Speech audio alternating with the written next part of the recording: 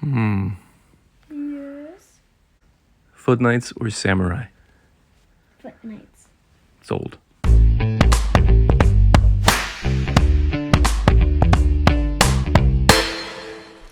Hey everybody, it's Dan. Welcome back and welcome to another plastic miniature review, this time for the Perry Miniatures Agincourt Foot Knights. And this is the first video that will be sponsored by our channel members. I launched memberships about a month ago on this channel, and I'm using them in a way that I don't think YouTube intended. It's clear to me that they want it to be kind of like Patreon, where you put stuff behind paywalls or make it early access for members. I don't have any intention of ever doing that. I don't even have mid-roll ads on in the channel because I have a certain vision for this channel that I think gets compromised when you start trying to leverage things like that. So by contrast, what I see potential in is the ability to kind of crowdsource, especially for reviews that I otherwise probably wouldn't do or have the resources to do. So anyway, there's more information down in the description if you're interested. It's a way to directly support the channel. As I said, it's as cheap as I could possibly make it, and it'll stay that way. You'll get a nice little loyalty badge that'll show up down in the comments, and critically, access to monthly members polls for kits like this one, which was selected by you guys with a slight tiebreaker, as was alluded to in the intro there. So huge thanks to our channel members. I'm very, very grateful for you guys, and excited to see how we can scale this over the coming months and years. So I'm excited for this kit. I have experience with it, but not with the full box. I have picked up just like a sprue of the English Foot Knights in the past. And so what this represents, and I'm going to hold this up because there's a little bit of a glare there. This is actually a repackaging of two sprues that were released as part of their Agincourt line. They have their French infantry, and I think the other box is called the English Army, kind of inexplicably. I don't know why they branded it like that, but in each of those there's a sprue of men-at-arms. There's one of the French and one of the English, and then what they've done here is package 3 sprues of each of those in for 36 models total into a blended Agincourt Foot Knights box. And I gotta tell you, I don't normally spend a lot of time on the boxes, but Perry Miniatures have, I think, the best box art. Full stop. They still do these full illustrated covers. Some of them are actually done by the Perry brothers. They're wonderful artists in addition to being fantastic sculptors, and I think it's just really evocative, beautifully done stuff always. So my box got a little bit bashed up in transit, which is a shame because I have been starting to collect these, but I'll make do with what I've got. On the back, you've got some assembled versions of the miniatures that come inside of this set, and a little bit of a breakdown on the history of the time. So, as with my other unboxings that I've done recently, anyway, I've actually already taken the contents out, and I've done that here as well. So inside, what you're going to be greeted with are the 6 sprues that I alluded to, 3 each of the French and the English men-at-arms or Foot Knights, 1 sprue of these Renadra flat bases, which are in, you can see different sizes. These are, I think, 40 by 40 millimeters, if I'm remembering right. So these ones are like 40 by 20, and then a couple of odd ones in the middle. So useful, certainly, if you're into historical gaming. You'll be very probably familiar with those. And then you get 2 little pamphlets, one just stating information on Perry Miniatures. And it's interesting, I just realized that it seems like almost every miniature company is based in Nottingham, because Victrix is there, Games Workshop famously is there, Perry Brothers are there. I'm sure I've seen some others are there too, so I just got to move to Nottingham, I think. And then inside of, I think, all Perry Miniatures kits, you get these really wonderful pamphlets that aren't instruction guides. Like, it's not a breakdown on how to build or assemble these figures. It's more like historical information on what was going on at the time. Obviously, lots of full color illustrations, recommendations on how you could paint things yourself. But these are such wonderful, little informative, as I say, pamphlets. I think the Perry brothers are really more like historians first and then sculptors second. So like the sculpting is really just kind of a way for them to bring some of the history they've been researching to life on the tabletop. But yeah, these are wonderful. And these, you could actually cut these out. They're a little bit small, I think, to use as banners for your miniatures. Some of the examples that they've done, like in their War of the Roses ones, are particularly well scaled. As I said, these are a little bit on the small side, but I think could work in a pinch to cut out and use as paper banners. So there you go. So that's the ancillary stuff. And then, as I mentioned, you're going to get 6 sprues, 3 each of the English and of the French. So let me isolate one each of these. We'll take a look at them in detail. If you're new here, if you're not familiar with any of my reviews, welcome. What we're going to do is we're going to go through each of these sprues. I'm going to give you bits breakdowns.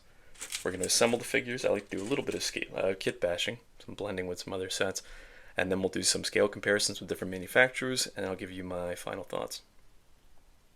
So you can see these sprues really do mirror one another. The French are on the left, which have more of the tabards, and the English are on the right. Let's start with the French. We'll move left to right there. So I'll give you a shot of the front and back here, and you can see that from a composition standpoint, these are relatively simple frames. And that'll probably be my only critique of this set. I'll just get it out of the way right now, which is that there's not a whole lot of variety inherent in these, and there's no way to swap heads. There's a little bit of modularity between the masks that you can mix and match. Not all of them, but some of them can be blended. And then you'll note that there are 7 arms to 6 bodies, and that's exactly the same on the English. And in fact, again, compared to what we see with, say, Victrix or with Wargames Atlantic, it's a drastically smaller number of bits. Like, here's a comparison of a Wargames Atlantic box on the right and the Perry Brothers box on the left. So you can see, actually, the Perrys come with 12 more models, right, compared to the Wargames Atlantic set in this case. However, the box is about half as thin, and that's just simply because there's way fewer bits. So we're looking at the French one here. I will say, again, with that criticism out of the way, that there's not that much you can do in terms of, customizing these figures.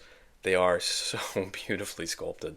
I think that in the way that I've been so impressed, how I've been gushing with every Victrix review that we've been doing about how they really are setting the bar for multi-part plastics. The Perry Brothers really, I think, were the first ones to leave that impression on me. Certainly with some of these sets, their War of the Roses sets.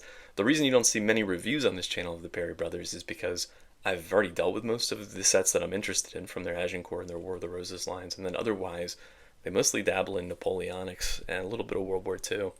So I don't have much reason to pick up lots of Perry sets these days, but they really make fantastic quality stuff from a detail standpoint. You can see, once again, I mentioned that the French ones come with more of these tabards, or half coats. And yeah, the detail's excellent, on the flowing of the tabards there. Slightly different styles of armor too. Everything's so well researched. I mentioned that these guys are historians first and foremost, and you can really see that come through with the miniatures. So again, there's not a whole lot in terms of bits on these sprues, but what is here is excellently, expertly done. 6 scabbards, 1 for each of the knights there. And then I mentioned there are 7 sets of arms. So really, the only customizing you can do with these miniatures is putting different arms on different bodies, because all of them really do work with all bodies. So you can see here, it's kind of one example of every type of weapon that would be relevant for the period. So you got one pick here, a battle axe, a 2-handed hammer, hand and a half sword, which is very well done, 2 spears, or 1 demi pike, and then an arming sword. There's also only 1 shield, and we'll see that on the English sprue as well, because at this period of time, which I don't even know that I mentioned, this is 1415 to 1429, ostensibly is what they're saying this represents. They mentioned in the historical pamphlet too that you could really push this out into the 1450s. You could represent kind of a little bit earlier as well, because that's the truth of it, is that while armor and arms equipment evolved over time during the medieval period, it's not like at the turn of every century everybody handed in their armor and then suddenly got new sets, because these were very expensive right at the time. So you're going to have some blending between periods. And even that, the foot sergeants that we just looked at from Victrix, again, at face value, represent what they're calling late 12th through late 13th century foot sergeants, early men-at-arms. I think you could push those out even just with some minor bit swaps to represent infantry of this period as well. It's certainly what I'm going to be doing within my army as well. But I was starting to mention that each of these sprues have 1 shield, and that's because plate armor at this period had gotten so good that most of these guys wouldn't have been carrying shields. So that's just something else to be aware of. So here we're looking at the English sprue. Again, you can see from a layout standpoint, it's almost identical to the French men-at-arms sprue. There's just a couple of minor details to point out here. Again, sculpting is exactly what you would have expected, which is that it's beautifully done. Fantastic details. Again, look at the detail on things like the faces.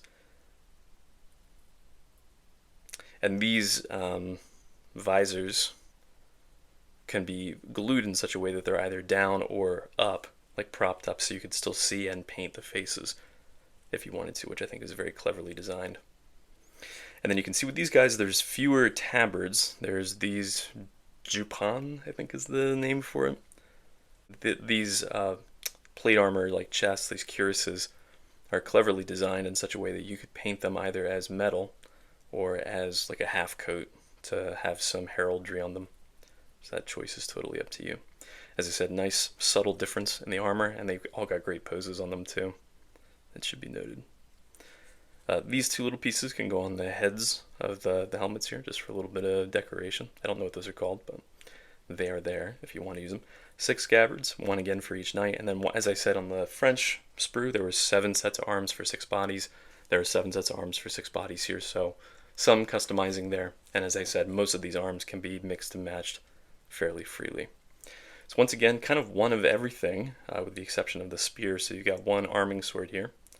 You got a pick, 2-handed hammer, 2 battle axes actually, and then 2 spears. So slight difference in terms of weapons. I'm also curious to see if any of the weapons from the French sprue can be mixed with the English sprue, and then vice versa. So I'll play around with that a little bit too to see what kind of variety we can achieve. And there you have it. So what I'm going to do now, I'm going to build some of these models up. I just mentioned some of the kit bashing between sprues I'm curious to see, but I'm also curious to see how these kit bash with some of the more recent medieval stuff from, say, Victrix, like we just reviewed, or Wargames Atlantic, and see how it all goes together. So let's cut here and do that. So quick assembly note while I'm putting these together still. So these masks that go on the helmet, I mentioned there's some customizing there, where you can mix and match, maybe like 3 of them I think comfortably, but the other ones don't. Like there, you can see here there's grooves. If I zoom out a little bit, you can see there's grooves here which are clearly designed to align with certain masks. So my recommendation is probably that you just don't, because it's such a subtle difference anyway that you're not going to get that much variety by mixing these masks. However, in making that recommendation, I realized 2 things. One is that these masks, because if you're tying them to one body, you almost need to cut them off one at a time, because you can see here my problem already is I've got 4 bodies that are supposed to go with 4 masks, and I don't know which one goes to which, so I have to now consult one of my untouched sprues in order to figure that out. So that's my recommendation, is just kind of go one at a time, or at least group them together as you cut off, so that you don't mix up which mask goes where. And then also just to be very wary, because they're so fine, in cutting these off. You have to use an X-Acto knife. You can't really use clippers for these. But in cutting them off, one just shot across the room and I have no idea where it is. So just something to be aware of, that they are a little bit fiddly, the masks in particular, but you can see once they're glued on, I think they look really fantastic. So a little PSA there for you. Alright, here we go. I assembled some of these figures, and the first 2 that I'm going to show you are straight off of the English Foot Knight sprue. And as with the visors, I mentioned you have to be kind of careful when you're cutting them off, because they tend to want to shoot away because they're so small. But also, you need to use a really sharp X-Acto knife, and be wary not to slice the visor in half, as I did with another one of mine. But the other thing to be aware of is that the sword scabbards are quite thin. So they're attached by these 2 attachment points there. I found them also kind of difficult to cut off and clean up, just because if you're applying pressure and slicing with an X-Acto knife to clean bits off, you can see how easily you could just snap it. So just be careful, take your time with it. But you can see, I think the end result is worth all that effort, because the assembled models look so good. Here's another one. Again, this is an English Foot Knight, using English Foot Knight bits. And I will also say that the ability to raise the visor or have it lowered down and mixing and matching between models is a lot of fun, and it adds a lot of visual interest to the figure. So I'm glad they did it that way, despite the kind of ag of putting the figures together, or specifically cutting them off of the sprue is the frustrating part. But it's well worth it once you do that work, because it makes for some really fantastic figures. The next 2 are from the French sprue, just straight off the French sprue with French bits. and they also look great. Nice too that the French models all have, or mostly all have, surcoats or tabards, so it's really easy to differentiate them visually. And this is another one from the French Sprue. Nice animated poses out of them as well. So the next two are mixing and matching arms. So in this case, this is a French body with English arms. And you can see, I think that from a scale proportion standpoint, these work just fine. I also did a lot of dry fitting, just without glue, to see how these arms matched up on these bodies. And while it was clear to me that certain arms work better with certain bodies, or were like obviously designed to go with certain bodies, I didn't find any arm combinations that just straight up didn't work. So I think you can mix and match these fairly freely. The only exception are going to be with the French arms that have sleeves like these. There are certain English bodies that clearly, like, it's meant to be a metal cuirass, not with a half coat or a surcoat on. So it wouldn't make any sense to have cloth on the arms, but not on the chests. But in this case, you can kind of like paint the center cuirass part as like a half coat with heraldry, and then paint the cloth. And I think that would work just fine. So yeah, mixing and matching between sprues, I don't think you're going to have any issue.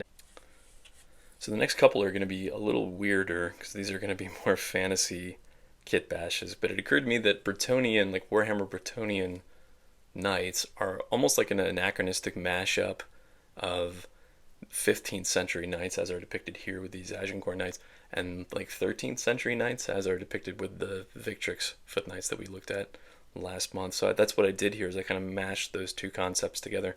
Arms and heads are from the Victrix foot knights, and then the body here is an English foot knight. I think that works fine. The Victrix stuff's a little bit bigger in terms of proportions, but it's not like wildly so. And then here's the opposite conversion. This one I think works even better. This is a Victrix foot knight and head with arms from this Agincourt set. And so yeah, the only shame of it is that there aren't more arms within this box to blend in with, say, these Victrix foot knights, because I think that's a Bretonnian foot knight if I ever saw one.